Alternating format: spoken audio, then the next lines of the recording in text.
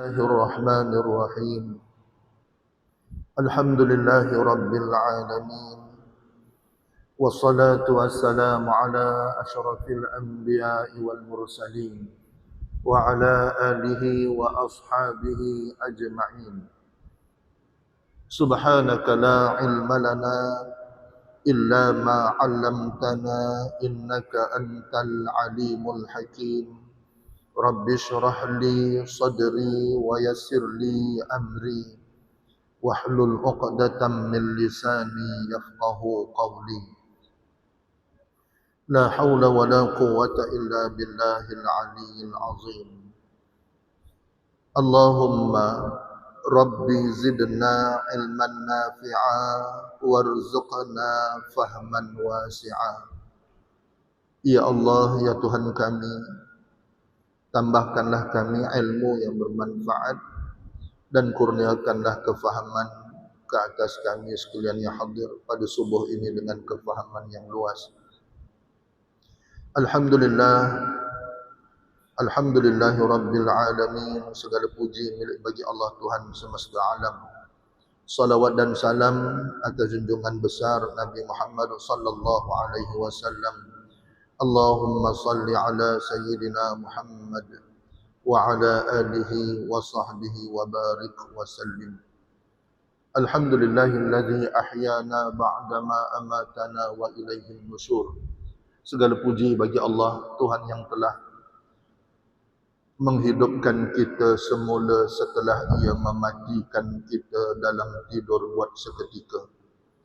Dan kepadanya jualah tempat kita akan dikembalikan.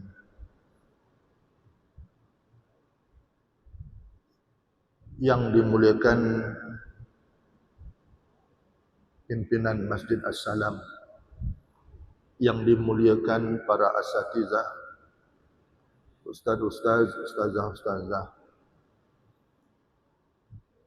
yang dimuliakan para duyufur rahman, tetamu Allah yang hadir ke rumahnya pada saat dan ketika ini, pimpinan masyarakat, pimpinan penduduk, muslimin, muslimat rahimakumullah. Semoga kita semua diberkati dan dirahmati Allah. Alhamdulillah, alhamdulillah, kita panjatkan kesyukuran kepada Allah Subhanahu wa taala yang telah menemukan kita di awal hari yang baru ini di rumah Allah, tempat yang paling disukai oleh Allah.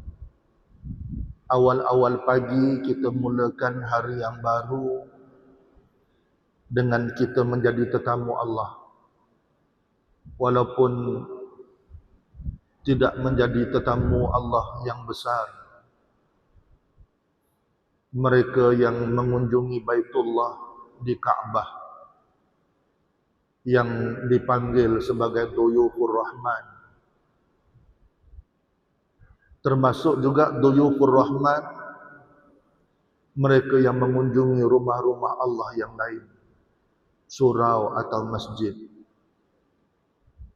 Kita doakan kepada duyufur rahman yang berada di Makkah, telah mula berkumpul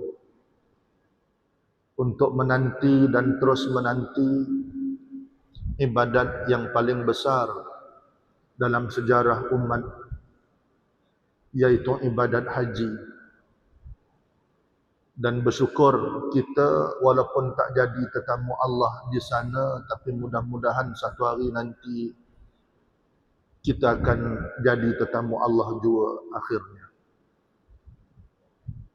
Tahniah dan syabas tuan-tuan, puan-puan yang telah pun pergi sebagai tetamu Allah pada tahun lepas dan pada tahun-tahun sebelum PKP. Tahun ini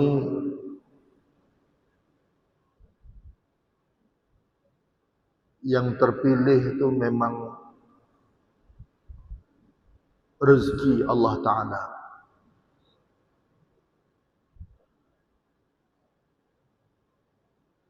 Alhamdulillah, walau bagaimanapun kita dipanjangkan umur oleh Allah, dapat kita merasai nikmat berada di dalam bulan Zulhijjah. Hujung tahun dah, bulan 12 dah kita ni.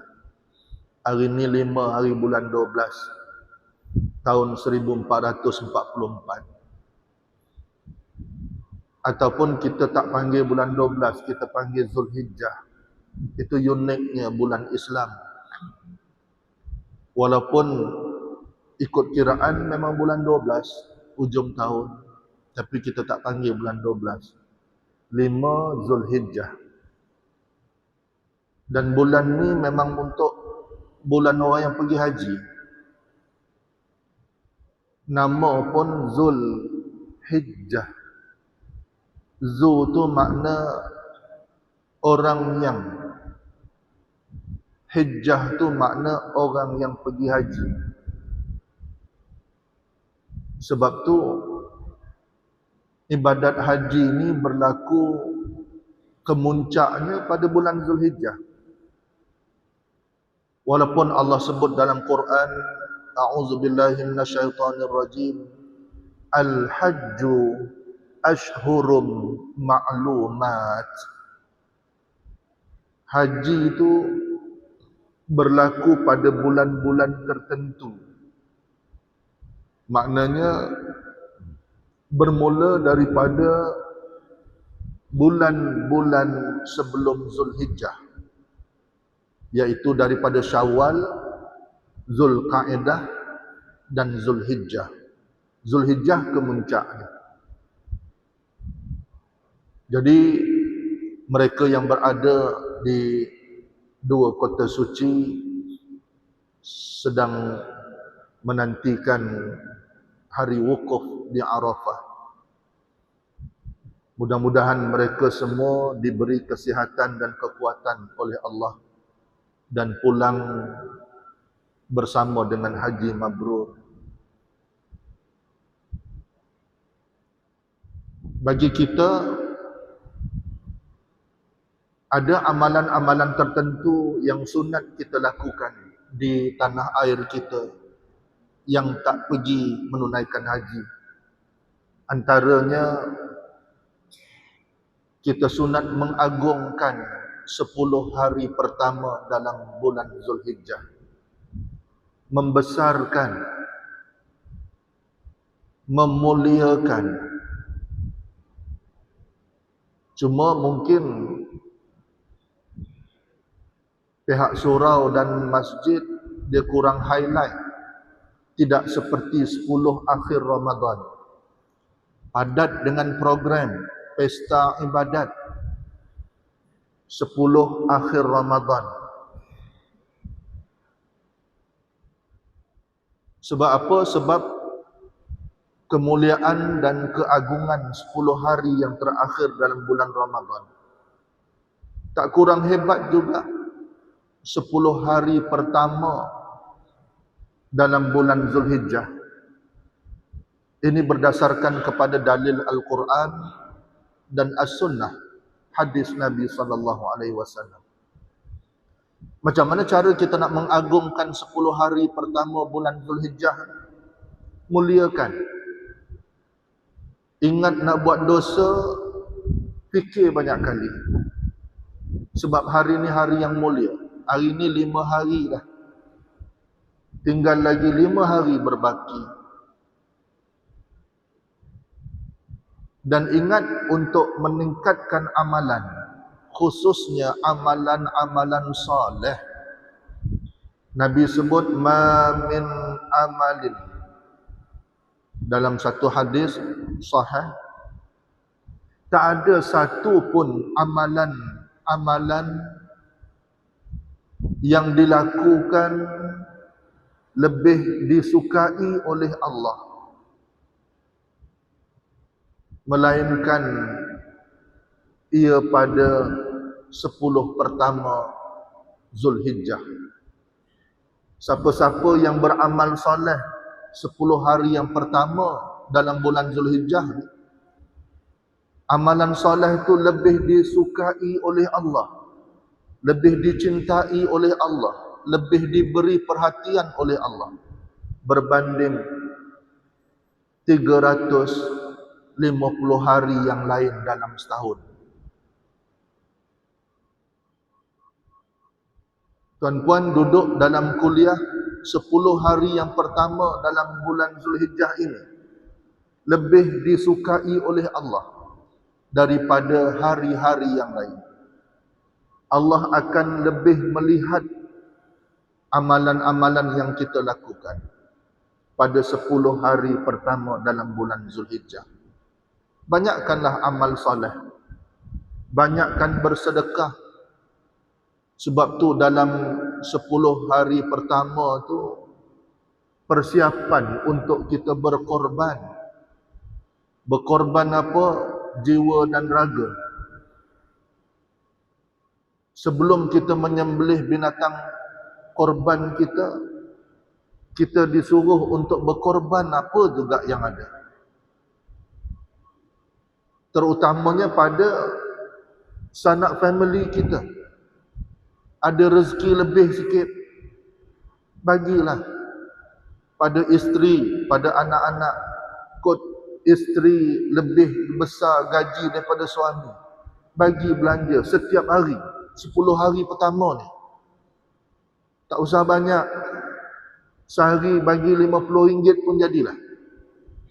Bukan pada orang lain, pada isteri, pada suami, pada anak-anak sendiri. Apa yang kita belanjakan pada 10 hari pertama dalam bulan Zulhijjah ini lebih disukai oleh Allah berbanding pada hari-hari yang lain. Kot ada lebih lagi, tengok mana adik-beradik kita yang susah sebelum kita nak bagi pada orang lain. Ada di kalangan adik-beradik kita yang susah, bantu apa yang mereka perlukan. Apa yang kita ada, korbankanlah untuk 10 hari pertama bulan Zulhijjah. Dengar surau masjid ada nak buat kutipan dana, berebutlah macam mana kita berebut pada 10 hari terakhir dalam bulan Ramadan. Jadi perbanyakkan amal soleh. Ada 5 hari lagi. Mudah-mudahan Allah sampaikan kita pada hari 10 Zulhijjah dan mudah-mudahan sampai ke hujung tahun ni, bawa kepada tahun depan. Alhamdulillah, ada yang dah mula berpuasa sejak 1 hari bulan Zulhijjah lagi. Sunat berpuasa 1 sampai 9 Zulhijjah untuk mengagungkan 10 hari pertama ni. Dan Nabi pernah berpuasa pada awal Zulhijjah. Kalau tak dapat nak puasa penuh 9 hari, puasalah selang-seli. 1 Zulhijjah ni mulanya bila? Hari Selasa. Hari Selasa puasa, Rabu buka, Khamis puasa. Ikut selang-seli, ambil sunnah puasa Nabi Daud. Tak dapat nak puasa hari-hari, puasa selang-seli. Tak dapat juga nak puasa selang-seli, ambil puasa yang Nabi tak pernah tinggal, Isnin Khamis, Isnin Khamis. Isnin kita dah lepas, Isnin belum masuk Zulhijjah, 30 Zulqa'edah. Selasa 1 Zulhijjah, semalam hari Khamis, malam kemarin hari Khamis, kita puasa. Isnin tak dapat. Lepas tu Isnin akan datang ni, kita puasa juga. Kalau tak dapat nak puasa selang-seli, ambil Isnin Khamis dalam 10 hari pertama Zulhijjah. Kemudian Isnin dapat puasa, Khamis tak boleh puasa, dah haram puasa. Sebab apa? Sebab Khamis dah jatuh 10 Zulhijjah, Idul Adha. Haram puasa hari Khamis. Tapi sebelum hari Khamis tu ada 2 hari besar. Hari Khamis kita nak gabungkan dengan Isnin Khamis tak boleh. Ambil 2 hari sebelum hari Khamis. Hari apa? Rabu dan sebelumnya Selasa. Ambil puasa hari Selasa dan Rabu. Selasa tu hari Tarwiyah. Orang yang pernah buat haji dia tahu sangat dengan sejarah hari Tarwiyah. Bersiap-siap untuk nak pergi ke Mina, nak pergi ke Arafah. Tarwiyah ni maksudnya meninjau. Hari meninjau. Meninjau apa?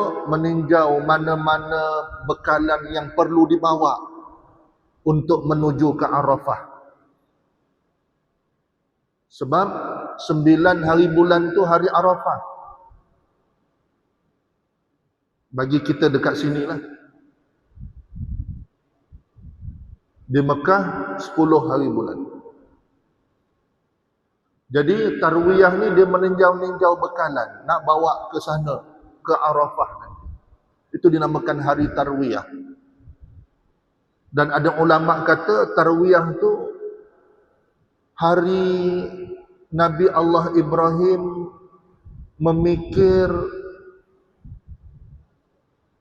secara wahyu.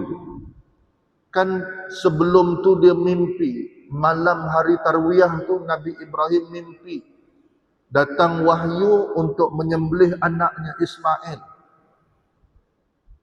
Keesokan harinya, iaitu hari yang ke-8 Zulhijjah, dia mula memikir-mikirkan. Memikir-mikirkan dia nak buat, bukan mikir tak nak buat. Dia nak cakap apa dekat bini dia, nak cakap apa ke anak dia. Yang mimpi dia seorang. Kita tahu sejarah Nabi Ibrahim dapat anak dalam usia yang lanjut. Dan anak yang paling dikasihinya Ismail. Tiba-tiba perintah Allah, anak tadi berusia remaja, suruh sembelih.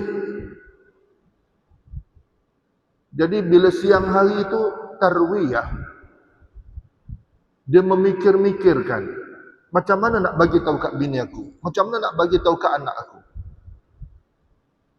Habis fikir dah, kena bagi tahu juga. Itu yang peristiwa melontar pun tiba.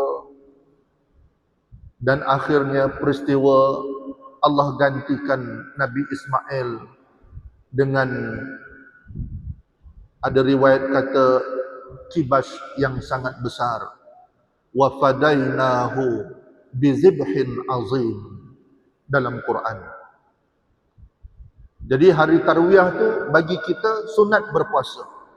Kalau tuan-puan tak ada puasa daripada awal Zulhijjah, 1, 2, 3, 4, 5 tak ada puasa. Hari Isnin yang lepas pun tak ada puasa. Untuk 2 hari yang akan datang. Hari apa tadi? Selasa dengan Rabu. Khamis kita raya. Sebab tu tengok anak bulan Zulhijjah ni bukan sehari sebelum raya. Tak macam anak bulan Syawal. Anak bulan Syawal, tengok anak bulan bila? Sehari sebelum raya. Atau 2 hari sebelum raya. 28 Ramadan, 29 Ramadan tengok anak bulan. Sebab 1 Syawal kita raya. Tapi bila bulan Zulhijjah, dia tak sehari sebelum, dia 10 hari sebelum. Raya 10 hari bulan Zulhijjah, tapi 10 hari sebelum tu. Sebab nak menetapkan tarikh 1 Zulhijjah, bukan 10, 1 Zulhijjah. Sebab tu kita di Malaysia, Ahad lepas malam tu, tengok anak bulan. Dan istihar, 1 Zulhijjah. Kenapa tak isytihar 10 Zulhijjah? Tak. Sebab hari sebelum 10 Zulhijjah tu adalah hari yang besar. Jadi isytihar 1 Zulhijjah hari Selasa, maka 10 Zulhijjah jatuh pada hari Khamis. Jadi nak puasa bila? Ambil 2 hari berturut-turut, paling kurang Rabu dan juga Selasa. Selasa tadi hari apa? Hari Tarwiyah. Hari Rabu hari apa? Hari Arafah. 2 hari Ustaz. Orang lain elok je makan, kita tak boleh makan. Nak puasa susah. Bukan bulan Ramadan, semua orang puasa. Kedai makan keliling kelalang kita buka, hari-hari kita lalu tengok orang santai-santai minum pagi, sarapan pagi. Tiba-tiba kita tengok aja kecoh air liur, kata orang Perak. Kecoh air liur, tengok roti goyang, tengok roti sarang, kawan order kan. Kawan pula ajak kita, saya belanja. Tergugat juga kita. Kalau kita bayar sendiri, boleh tahan kira, ni kawan belanja. Sebab tu orang tanya kita, jom minum, terus terang cakap, saya puasa. Kalau tuan-puan tak cakap saya puasa, bukan nak menunjuk, tapi kekuatan dalaman. Tuan-puan ada pengalaman sendiri. Kawan pejabat ajak minum dalam keadaan kita puasa 6. Puasa 6 ni kan sebulan boleh. Bila kawan ajak minum, kita nak cakap puasa tu berat. Macam belagak pula. Macam menunjuk pula. Nanti pukul 10, dia ajak minum lagi. Sebab kita tak jawab, kita puasa. Tak apalah, kau pergilah dulu. Asal tak minum? Tak apa, nanti kita minum. Berlapik bagai kan. Kekuatan dalaman dia tak strong. Tapi cuba kita kata, saya puasa. Maka kita akan tahan sampai ke petang, sampai waktu buka. Sama dengan puasa hari Rabu dengan hari Selasa ni nanti. Cakap terus terang, saya puasa. Nabi pun ajar macam tu, inni shaim. Nabi kata, suruh jawab, aku puasa. Islam ajar lama dah. Tapi kita suka main kona-kona, lama-lama kita kona baring terus. Kawan belanja minum, kita pun ya. Tadi dah bersahur pukul 5 dah. Beria orang rumah makan, masak nasi, telur mata siap. Tiba-tiba pukul 9 buka dah. Orang rumah tanya puasa ke tak? Lambat aja jawab. Puasa ke tak? Bukan tadi sahur ke? Lain tuan-puan. Sebab tu kita nak buat betul-betul. Jangan tengok kiri kanan dah, terus jalan ke depan. Ada orang ajak minum pukul 10, saya puasa. Ada orang ajak lunch pukul 11, 12, saya puasa. Bukan tujuan nak menunjuk, tapi kekuatan dalaman. Motivasi dengan jawapan. Baik. Habis koman lah. Malas. Nak puasa 2 hari berturut-turut kan? Hari Tarwiyah dengan hari Arafah. Tak nak puasa.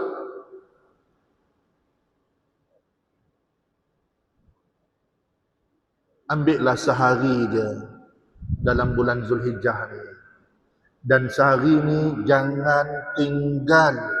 Jangan tinggal. Iaitu pada hari Arafah.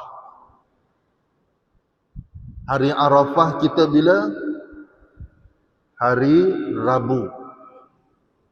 9 Zulhijjah.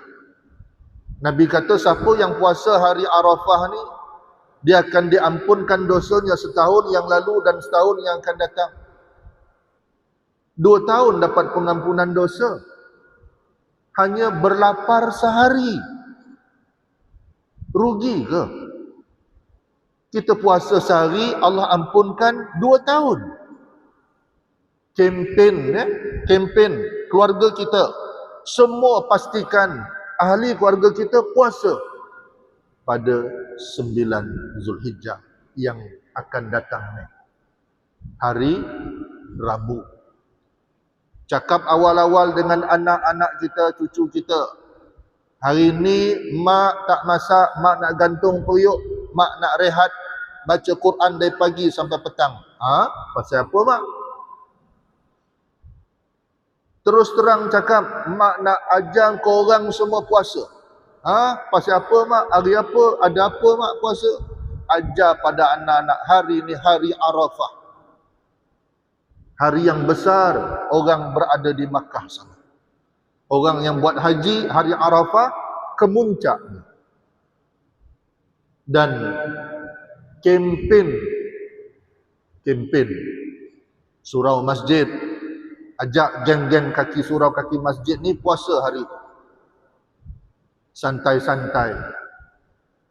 Sehari aja. Jangan lepas peluang. Jangan lepas peluang. Hari Rabu akan datang. Dan pada ketika itu, daripada pagi sampai ke petang, isilah dengan zikir La ilaha illallah wahdahu la syarikalah lahul mulku wa lahul hamdu wa huwa ala kulli syai'in qadir. Saya tuliskan. Ini berdasarkan kepada hadis.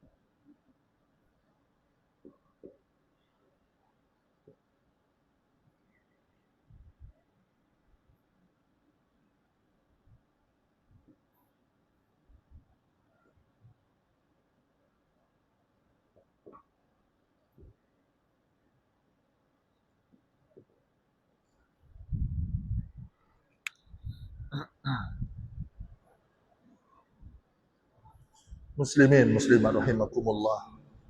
Saya tulis besar bagi semua orang nampak. Mungkin yang belakang jauh sana pun boleh nampak. Cuma saya tak letak baris sebab tuan-puan semua dah hafal zikir ni. Kita buat 10 kali setiap kali selepas solat. Siapa yang baca 10 kali selepas solat, Allah binakan 10 rumah, 10 kediaman di dalam syurga. Cuma kita tambah lagi dalam zikir lepas solat tu, dia panjang sikit, betul? Perasan tak? Yang saya tuliskan di papan putih ni, yang pendek. La ilaha illallah wahdahu la syarikalah, lahul mulku wa lahul hamdu. Kalau ikut dalam zikir lepas solat, sambungnya apa? Lahul mulku wa lahul hamdu yuhyi wa yumitu. Ada yuhyi wa yumitu.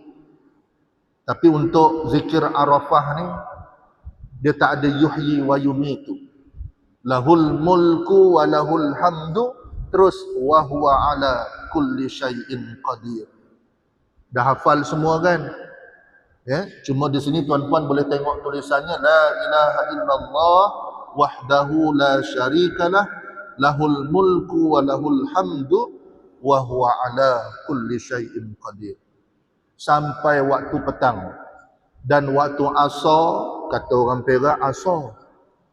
Waktu asar, pastikan anak family kita yang puasa tadi bawa ke surau ke masjid. Datang. Sebab waktu asar di sini berbetulan dengan waktu tengah hari di Arafah. Apa yang ada waktu tu? Tuan-puan pernah pergi haji. Saya ambil cerita daripada pengalaman tuan-tuan sendiri yang pernah pergi.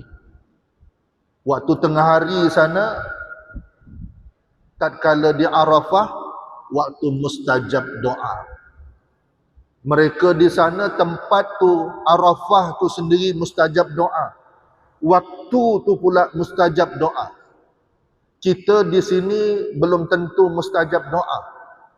Tempat tu belum tentu mustajab doa. Di sana confirm di padang Arafah mustajab doa. Tu yang banyak orang menangis-nangis tengok viral. Basah ni, kalau tengok orang Arab dia berdoa, basah ni jubah dia.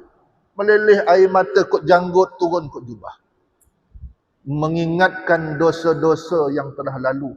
Sebab hari itu hari pengampunan oleh Allah.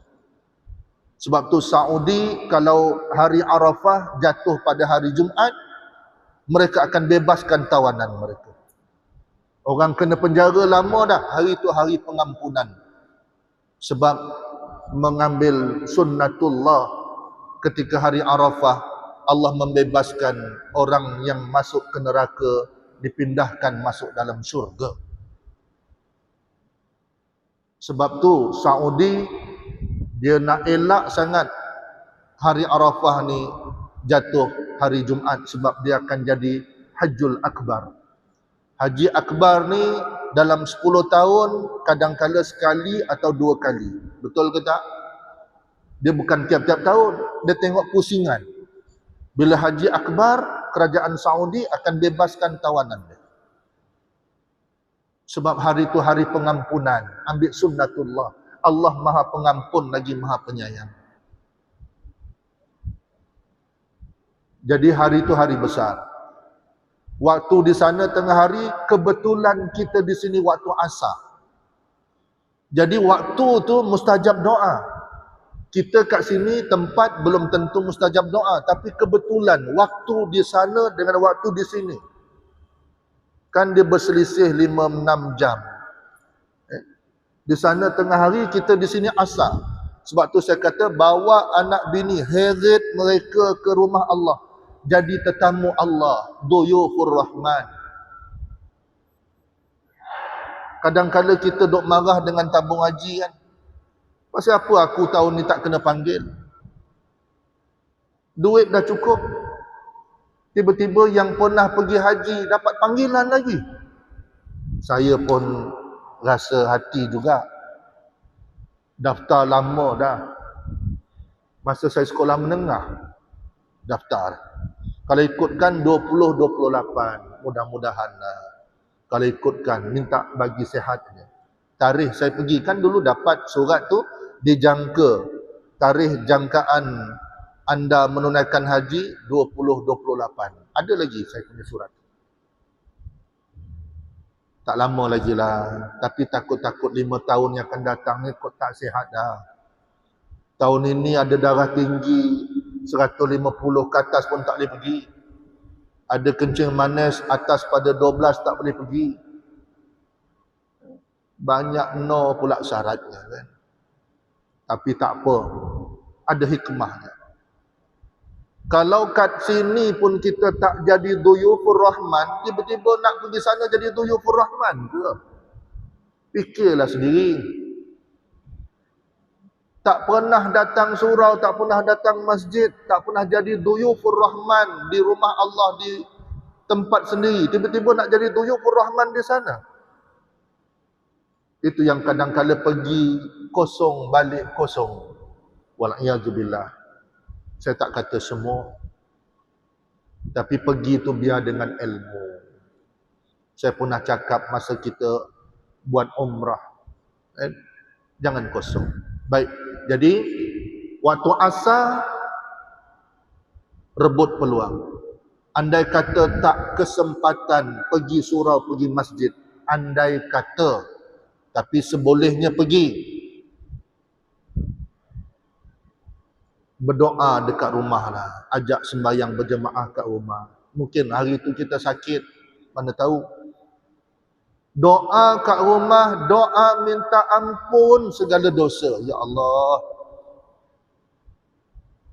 Banyak dosa kita. Banyak dosa kita.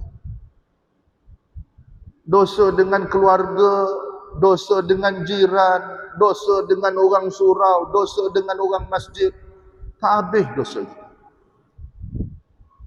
Minta Allah padamkan semua sempena hari mustajab doa. Doa betul-betul. Anak isteri kita, hari ni anak-anak kita liar bang, liar. Tengok bahasa mereka cukuplah, tersentuh hati kita. BODOH jadi mainan mulut, BANG jadi mainan mulut. Orang tua-tua kita dulu tak pernah cakap dengan kita macam tu. Kita tak ajar anak-anak kita guna perkataan tu. Tiba-tiba dengan kawan-kawan keluar perkataan tu. Apa aku tak cukup didik anak aku ke? Ni anak-anak sekarang dah jadi mainan mulut. Orang tua-tua dulu bila marah macam mana pun dia tak guna perkataan tu. Bertuah punya budak, doa tu bertuah dia kata. Padahal kita curi buah mangga orang. Kan masa kita budak-budak dulu, takkan pantang lalu bawah pokok buah, apa juga buah kita rembat. Orang tua kita tahu, dia tak nampak tapi orang kampung bagi tahu, aku nampak anak kau tadi berhenti bawah pokok tu, dia petiknya buah mangga aku. Siap. Dia tak guna perkataan yang tak elok. Cubit-cubit, rotan-rotan, tapi perkataan indah. Sampai pada kita hari ini, Allahu Akbar, apa malapetaka yang berlaku? Salah mana? Sekolah ajar macam tu, takkan guru-guru sebut perkataan tu, walau budak tu memang tak reti apa. Takkan guru sebut perkataan tu, walau budak tu tak reti menulis, tak reti apa. Itu etika pendidikan. Ini budak-budak sekarang. Baik, jadi hari Rabu nanti jangan lepas peluang. Waktu asar, banyakkan doa pada Allah, menangis-nangislah. Kita dengan Allah berbisik-bisiklah. Apa dosa kita, sebut semua. Mudah-mudahan waktu kebetulan, waktu Arafah mustajab doa, kita kat sini, Allah angkat doa kita. Maka kita seperti bayi dilahirkan semula oleh ibu tanpa dosa. Cukup sekadar ini. Saya nak bergegas ke Perak, ada urusan nikah kahwin. Jadi saya terpaksa habiskan awal. Dan malam ni pun saya ada kuliah dekat Teluk Intan. Jadi saya kena juga balik. Tak boleh tak balik. Baik, jadi saya sebagai penutup, saya nak ajak tuan-puan baca zikir ni sama-sama. Mudah-mudahan menjadi bekalan untuk kehidupan kita. Baik. Boleh nampak tulisan dan saya tak letak baris ya. Tuan-puan boleh alunkan suara tanpa baris sebab dah familiar zikir. Dengar bacaan saya dan ikut sama-sama. La ilaha illallah wahdahu la syarikalah. Cuba.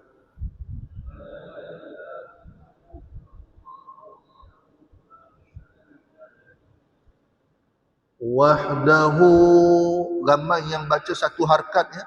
Zikir lepas salat, la ilaha illallah wahdahu la syarikalah. Wahdahu la, jangan baca wahdahu la. Wahdahu la syarikalah. Ada waw kecil saya tak tuliskan. Wahdahu, depan ha simpul ada waw kecil, lambang dua harkat. Mesti baca wahdahu la syarikalah. Kan? Nanti takbir hari raya pun kita akan jumpa ni.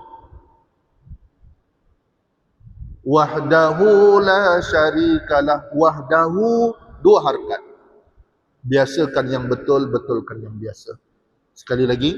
لا إله إلا الله وحده لا شريك له. Cuba.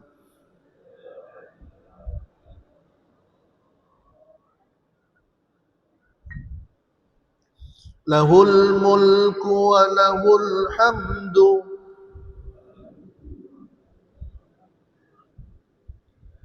وهو على كل شيء قدير. Saya baca sekali sampai habis. لا إله إلا الله وحده لا شريك له له الملك وله الحمد وهو على كل شيء قدير. Coba.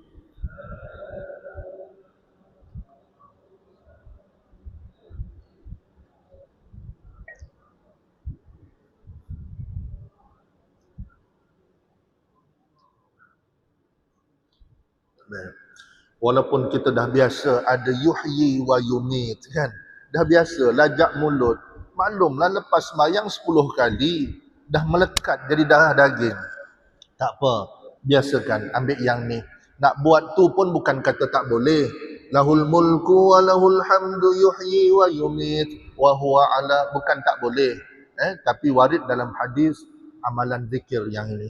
Jadi apapun saya ucapkan selamat Idul Adha, selamat mengerjakan ibadat korban, dan minta pada Allah, kepada peserta-peserta korban ramai depan saya ni, minta betul-betul pada Allah agar korban kita diterima.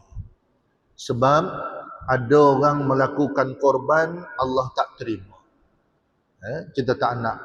Dan paling tidak kita hasil daripada korban tu dapat sifat taqwa. Kata Allah, la yanalallaha luhumuha wala dima'uha walakin yanaluhu taqwa minkum. Allah tak nak daging, Allah tak nak darah, tak sampai pada Allah daging korban, darah korban tak sampai pada Allah. Walaki yanaluhu, akan tetapi apa yang sampai? Taqwa minkum, takwa dari kalian. Ibadat korban bukan ibadat yang menunjuk-nunjuk, nak lawan-lawan. Kau lembu apa tahun ni? Berapa ribu? Aku lembu Sado. Bukan nak berbangga. Kan ada tempat main lembu Sado je. Orang lain satu bahagian 800, ini berapa ratus? 8,5.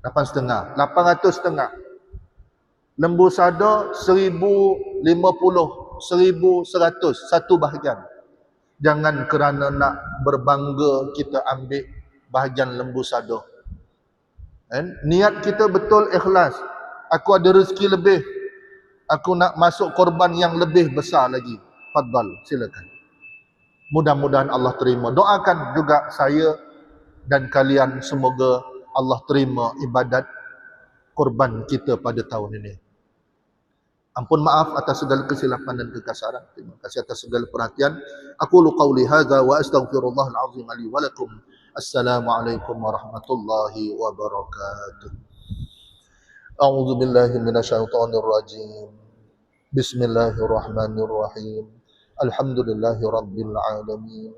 Wassalatu wassalamu ala asyrafil anbiya'i wal mursalin wa ala alihi wa sahbihi ajma'in. Allahumma ighfir lana dhunubana wa liwalidina warhamhum kama rabbawna shaghira wa li jami'il muslimina wal muslimat wal mu'minina wal mu'minat birahmatika ya arhamar rahimin. Allahumma rabbana taqabbal minna, Allahumma rabbana taqabbal minna, Allahumma rabbana taqabbal minna innaka antas samiul alim. Wa sallallahu ala sayyidina Muhammad wa ala alihi wa sahbihi wa baraka wa sallam. Walhamdulillahi rabbil alamin. Taqabbalallahu minna wa minkum. Taqabbal.